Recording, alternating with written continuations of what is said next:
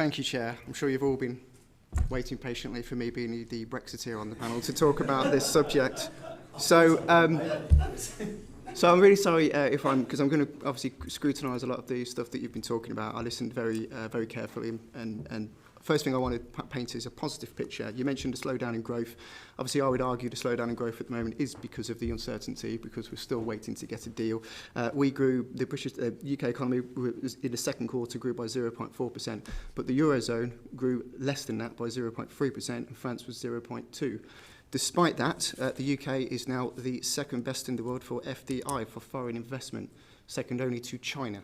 So if it's such doom and gloom, why are countries around the world queuing up to invest in this country? The other thing, the point you raised about 40% of our exports go to the EU, yes, that's true, but you also need to remember that it's the EU, we're the EU's biggest customer. Germany sells, well, especially Germany, we're their biggest customer. So when we talk about stuff like the just-in-time and the supply-side economy as well that Phil mentioned, you need to remember that Germany is also going through that. In Germany's economy, they have a social market economy. They have a very much, self-employment business, small to medium enterprise kind of economy. So they're going to be affected massively if we don't get some kind of trade deal on that. So it's in the interest of all parties, and the only person who could really disrupt that, let's be honest, is the EU, if they wanted to slap us in the face. So you mentioned also about EU nationals and nurses and how there's going to be a skill shortage. When I go out campaigning, I've spoken to a few people, especially in Franklin, that used to be nurses once upon a time before the educational sector got incredibly overregulated. Now, in order to be a nurse, you need to go to university and get a degree. This is ridiculous, so we should really be reforming the educational system there to train up our own staff, and this goes back to what we were talking about before this discussion. You talked about Jaguar Land Rover. They have also, yes, I know that they're going through staff shortages and, what was it, 3-day week or something? They have also invested £20 billion in new models. And again, this all goes back to the supply side chain. Who knows, in a few weeks' time we might have a deal, and what we're saying here might be irrelevant anyway. You also talked about 95% of SMEs make up our city. I believe 99.9% of all businesses are small to medium enterprises. 80% of them, you said, are not prepared for Brexit. I would argue that's because they probably don't need to be prepared for Brexit. I'm a small business, and unless of course they're in the supply chain, I'm a small business, and the reason I'm a web developer by trade and I voted to leave, when people say, why'd you vote? I said, because of cookies.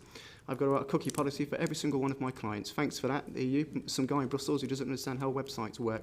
I also have friends, though, who put on, events in nightclubs, and they have to get a DJ that's coming from Italy, and they don't want to have to fill in visa forms and all the rest of it for a sort of guy to come over for one day of the weekend. So I understand both sides of the argument, and especially Phil mentioned about the hallmarking. If you've got a vested interest, I completely respect you want to make the case to stay in the European Union. I don't have a vested interest, I should make clear. I just declared a non-pecuniary interest.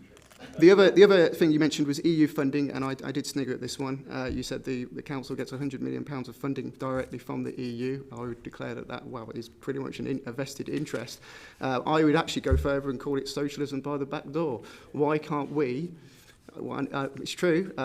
Surely, if you're going to want to get money for skills training, we should be going to the executive in Whitehall and not Brussels.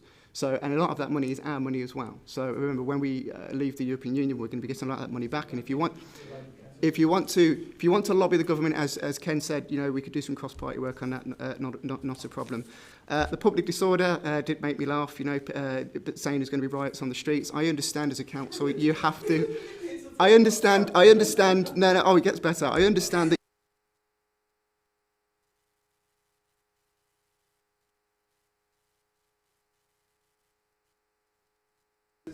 Simon, your mic's been turned off.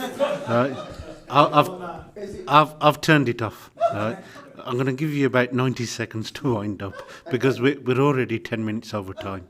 I would argue. Please, I'm going to wind up with 90. And no one said there was going to be riots. If there's going to be riots on the streets, Chair, it will be because we do not deliver Brexit, or we have Well, I'm going to go a little further than that. I am actually, yesterday during council, I said that politicians should put their money where their mouth is, and I've got a £20 note here with Adam Smith, which I think we should be getting kids in school to read The Wealth of Nations rather than Shakespeare. I'm going to put £20 on the table and put a bet that on the macroeconomic figure, Brexit is not going to have a significant impact on this country, and we'll be much better off moving forward. £20 there. If you want to match me on the bet, go for it. All right. Thank you, Chair. What? What are the odds on that £20? Because if they're good, I might match you on that. So, Lloyd, no.